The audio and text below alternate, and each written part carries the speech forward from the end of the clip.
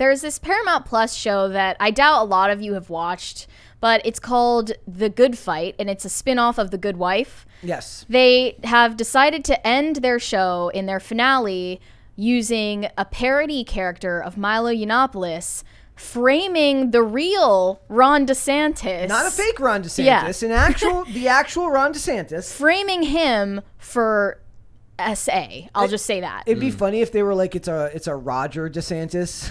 Yeah. What do you mean? It's not the same person. But they mentioned Roger Stone in the clip. Yeah. Yeah, they make weird decisions with what to keep accurate to the real world and what to change. So in the show, they have this alternative version of Google called Chum Hum. And they own a fake version of Twitter. I love fake Hollywood social medias. My Chum favorite, Hum. Fetch and Retrieve is one of my favorites. There's I should make a list of it.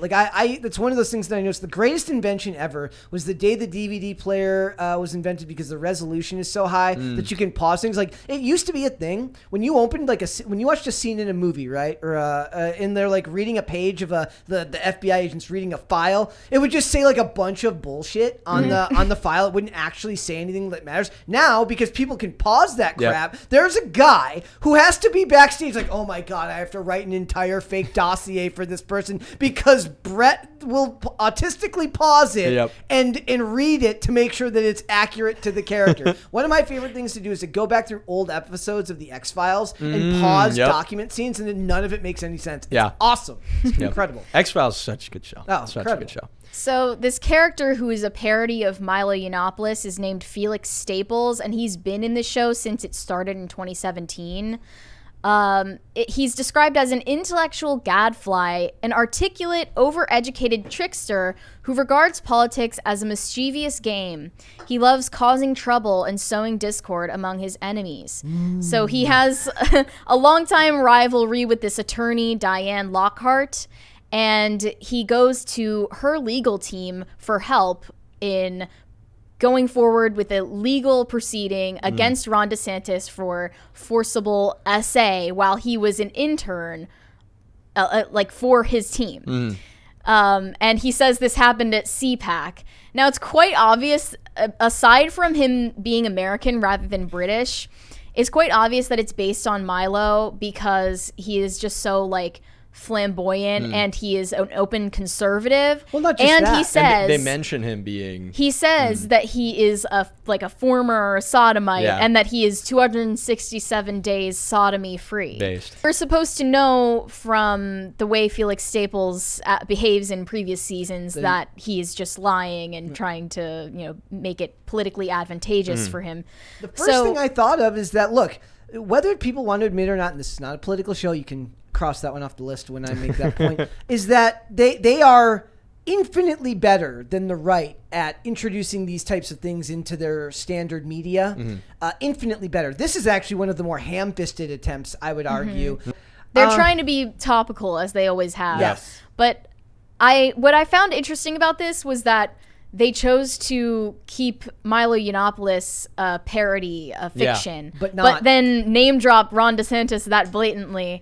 And then Makes me also wonder they're about kind the of law. making someone brought that up, actually. They thought it would be questionable legally to do this. It's also However, the show is framing it as Ron DeSantis being wrongfully accused. Yeah. So they're not actually Interesting. implying anything happened in real life. Also, it's strangely anti-Me Too. Yeah. guys. It They're is like, making a joke out of the idea that someone we dislike would be SA'd, right? Or he's lying. Or that he- I thought yeah, people or didn't lie. Why would anyone lie about... Believing all victims Yes. is no longer the standard. Yeah. Or maybe you don't have to believe the victims if they're people that you're politically biased against. That was an interesting touch.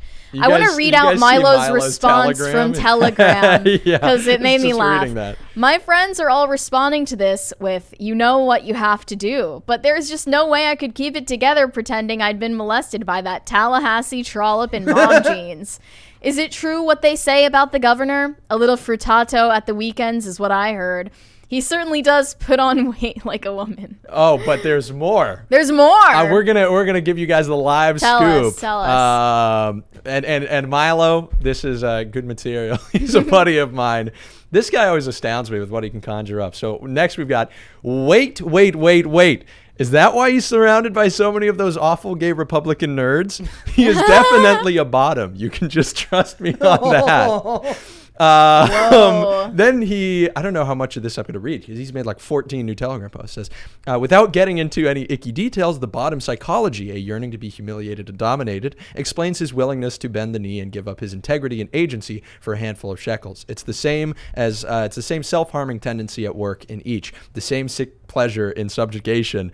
That's why Ron DeSantis can't be president. He carries a second identity with him that gets off on being someone's B word. He craves subjugation. It's an addiction, and it will always take priority over any promises he may have made the American people.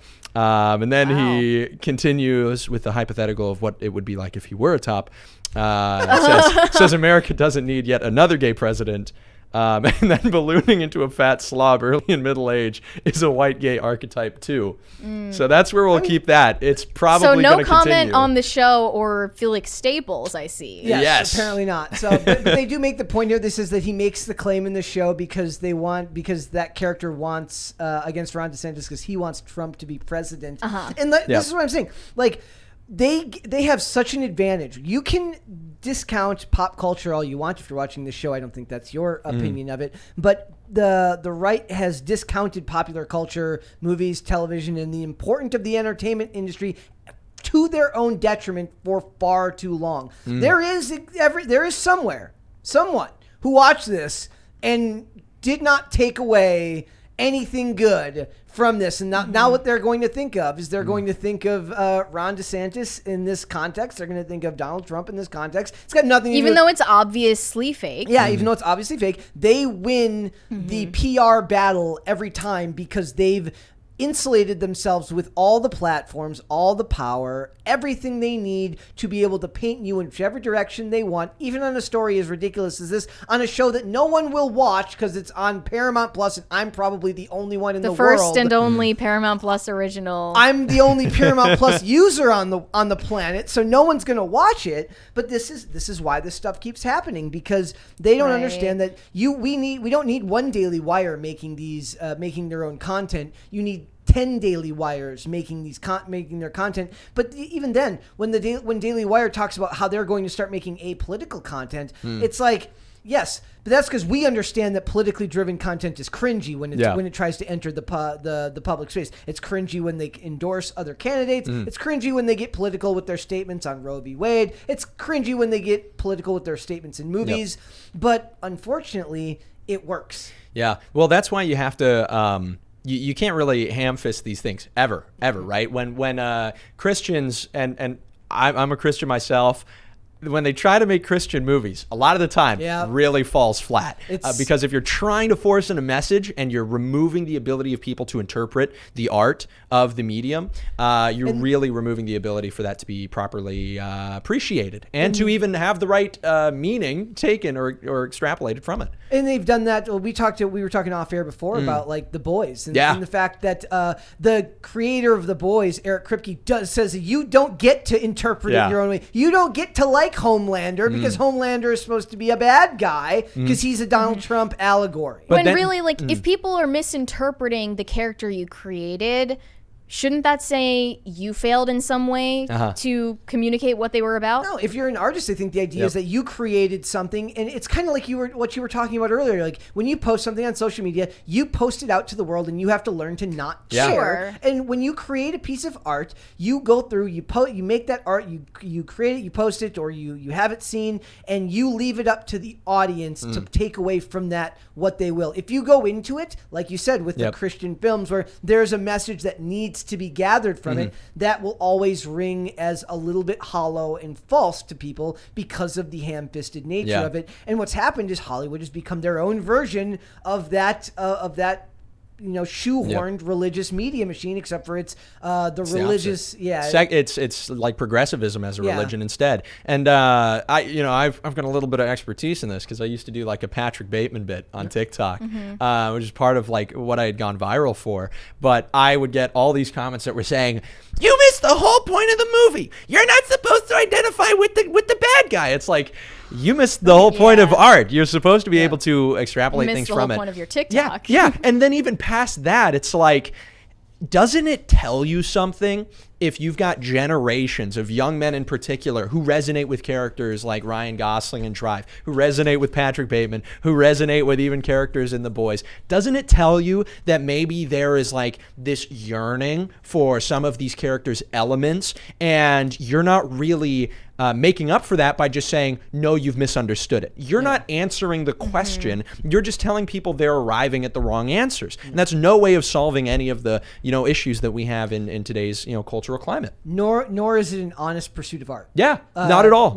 It means that they went into it with a closed-minded perspective that kind of separates itself from what actual art should be when it's done correctly. Do you think if men were portrayed in more honest heroic roles, then there wouldn't be so much valorization of anti-heroes and villains that way? Yeah, 100%, because then you've got like that's what you had in the 80s. You had archetypal like hero characters. When Stallone or Schwarzenegger like knock the door down, put the woman over their shoulder and just walk out with her because like she won't stop talking, just grab her and leave. Yeah. Like that is an archetype. And listen, we talk about how now the reason why when you see that in movies it does so well is because people aren't used to seeing it anymore. Yep. They're used to seeing the 5-foot tall chick beat up a guy twice her size and save the day in a way that doesn't actually land with human beings or the human experience. No guy wants to. The guy may identify with that as a character, and if it's done well, like they'll still love to watch Lara Croft Tomb Raider the movie or any type of female character when it's done well. Or a Shuri. Yeah, or Shuri. Like perfect when example. it's done well. But that doesn't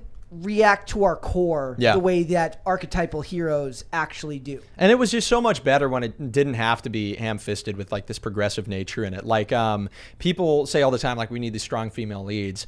To get back to like the Schwarzenegger stuff, like Sarah Connor. That was like in the 80s. You've got this strong female lead. Brett is about to pull out the list. Let's go. Just TV shows, that go back to the 80s. This is like a list of like 30 shows. So whenever they tell you that that's not a thing, they're lying. They're not just lying. They're lying blatantly to your face. The funny part is like what I'm more annoyed with now is like they can never. It has to subvert your expectations in some way. It's not even subverting your expectations. No, it's like I don't know, preempting what your expectations are, and it's not honest in the show to what your expexptations were. In the show Castle, Nathan Fillion plays a writer, and the cop is a woman. Of course, right? Because and it works in that show, but it's because she's even though she's like completely infallible as a cop and never gets anything wrong, she's fairly vulnerable and kind of a mess in her personal life at times. But in general, they always have to like whatever the traditional role would be for that character will get swapped around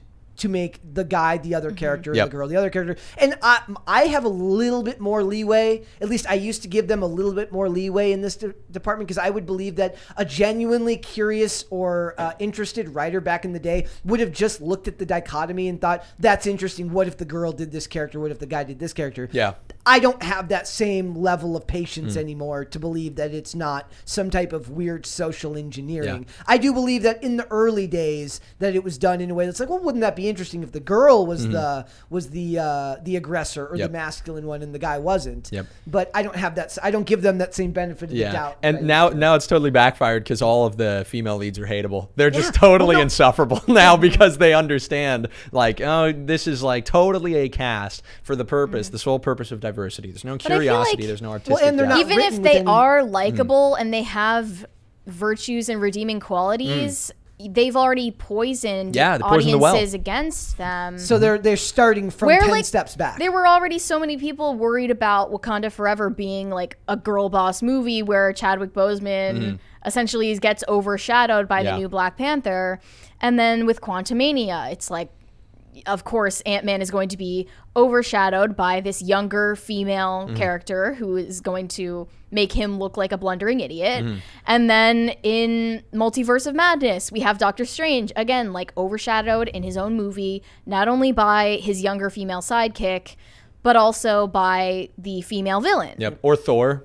Yeah. I mean, the Or most Thor, blatant yes. example. Of It's course, like Thor being overshadowed by Jane Foster. Like, it's a recurring theme, and you're poisoning audiences against female leads by just not like allowing men to have their own moments. What I found is that the shows that used to do it back in the day, they did it, and maybe they were still trying to subvert the expectations of people by making the female character strong and independent, but they didn't do it at the expense of the male Right. character. Yeah. It wasn't a spiteful thing. When I watched, I don't know if any of you saw the show Dollhouse, which was a Joss Whedon show from like 2009, and the character of Echo, played by Eliza Dushku, has a very, very interesting character arc, and all of her story does not stop the male characters from being their own individual character.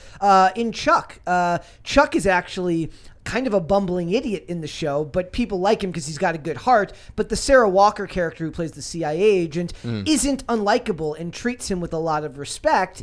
And there's a lot of back and forth there. There's 1,000 examples of it done right, and it's like they've never learned any of these lessons from any of these shows. That's the way it is. So or Fringe with Olivia Dunham, and that character, her character, the Anna Torv character, is the FBI agent, and Joshua Jackson's character is a criminal turned FBI consultant type person who helps them on those cases. They end up falling in love. That's its whole thing. But he is shown as being more than capable in his own right and has a very well-developed story arc, even though she's the lead of the show. Yeah. Like, you can do it.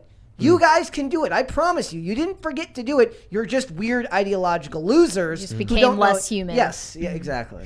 Thanks for watching this clip, guys. If you want to see full episodes or follow us on social media, links are in the description below. Bye. Bye.